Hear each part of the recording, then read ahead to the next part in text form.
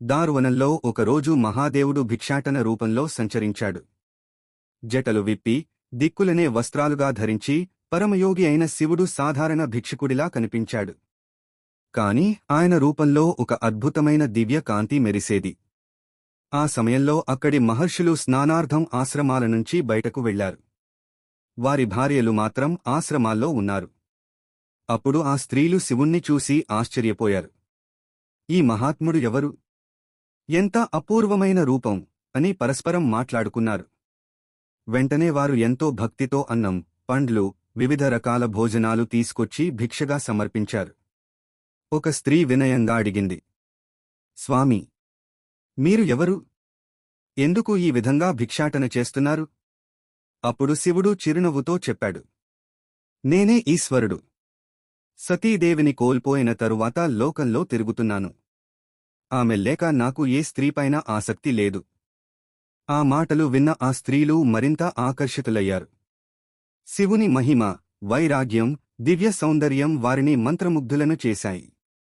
భిక్ష తీసుకుని కైలాసానికి వెళ్లేందుకు శివుడు నడవసాగాడు. కాని మహర్షుల భార్యలు తమ పనులన్నీ మరిచి ఆయన వెంట నడిచారు. కొంతసేపటికి ఆశ్రమాలకు తిరిగి వచ్చిన మహర్షులు తమ భార్యలు కనిపించక ఆశ్చర్యపోయారు.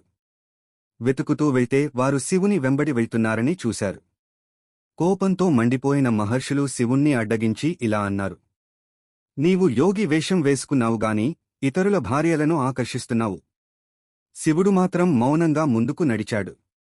అప్పుడు ఆగ్రహించిన ఋషులు శాపమిచ్చారు, నీ పురుషత్వం వెంటనే నశించిపోవాలి. ఆ శాపం వల్ల శివుని లింగం భూమిపై పడింది. కాని అది సాధారణం కాదు. క్షణాల్లో అది అగాధమైన దివ్య జ్యోతిర్లింగంగా మారి పెరుగుతూనే ఉంది. అది పాతాళాల నుండి ఆకాశాల వరకు విస్తరించింది. భూమి, దిక్కులు, గగనం అన్నీ ఆ లింగంలో లీనమయ్యాయి. సమస్త సృష్టి ఆ పరమలింగంలో కలిసిపోయింది. అందుకే దానికి లింగం అనే పేరు వచ్చింది, లయం పొందించేది అనే అర్థంలో. దేవతలు, బ్రహ్మ, విష్ణువు అందరూ ఆశ్చర్యపోయారు. దీనికి ఆది ఎక్కడా, అంతం ఎక్కడా అని విచారించారు. అప్పుడు దేవతలు విష్ణువును అడిగారు, నీవు దీని అడుగు భాగాన్ని వెతుకు. బ్రహ్మను అడిగారు, నీవు దీని శిఖరాన్ని వెతుకు. విష్ణువు వరాహరూపంలో పాతాళాల వరకు వెళ్లినా లింగానికి అంతు కనిపించలేదు. చివరకు ఆయన ఒప్పుకున్నాడు, ఇది అనంతం. దీనికి ఆది అంతం లేవు. ఇదే మహాదేవుని స్వరూపం. కాని బ్రహ్మ అహంకారంతో అబద్ధం చెప్పాడు. నేను లింగ శిఖరాన్ని చూశాను అని ప్రకటించాడు. ఆ అబద్ధానికి సాక్ష్యాలుగా సురభి గోవును, కేతకీ పువ్వును తీసుకొచ్చాడు. వారు కూడా భయంతో అబద్ధాన్నే సమర్థించారు. అప్పుడు ఆకాశవాణి గర్జించింది, బ్రహ్మ చెప్పింది అసత్యం. ఈ లింగానికి ఆది అంతం ఎవరూ చూడలేరు. దేవతలు కోపంతో సురభిని శపించారు, నీ నోరు పవిత్ర కర్మలకు పనికిరాదు. కేతకీ పువ్వును శపించారు, ఇకపై శివార్చనలో నిన్ను ఉపయోగించరు. బ్రహ్మను కూడా శపించారు, నీవు అసత్యం పలికినందుకు లోకంలో నీకు ఆలయ పూజలు చాలా అరుదుగా ఉంటాయి.